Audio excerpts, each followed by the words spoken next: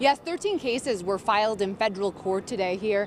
One against a vendor, one against a school administrator, and 12 against school principals, all accused of taking part in a bribery scheme, taking money from Detroit public schools. I know a lot of parents are saying, did this happen at my kid's school? Did my kid's school lose money because of its school leaders? We have made a list of the schools where this happened and the principals now facing charges and the amounts they took, starting with the smallest amount took. If you take a look at this graphic, the current principal at Jerry L. White High is accused of taking $4,000. Then the amounts increase in this order by school. Current or former principals took money allegedly from Marcus Garvey Academy, Osborne Collegiate Academy of Mathematics, Science and Technology, Charles R. Drew Academy, Earhart, Spain Elementary Middle School, Davis Aerospace, Bennett Elementary, Rosa Parks, Greenfield Union Elementary Middle School, Thurgood Marshall Elementary, Fleming, Brenda Scott, Hutchinson Elementary,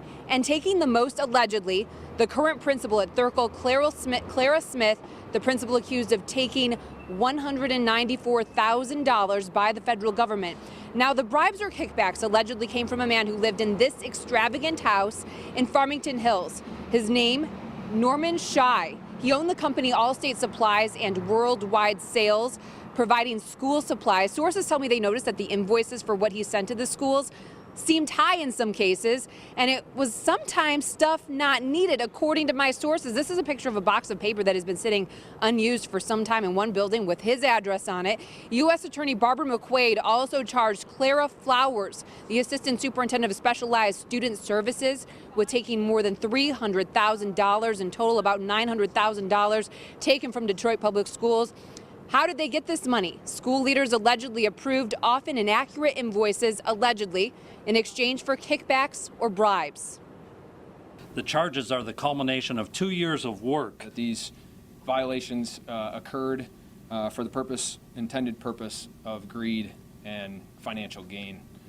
Greed that really came at the cost of not only our public school system, but the American taxpayers. If there is a message today that it may seem easy to take a bribe, but I'll tell you what, it's also easy to get caught, and we will catch you and hold you accountable. They face up to 5 years in prison if convicted, plus they'll be forced to pay restitution if convicted. We will continue to follow this story.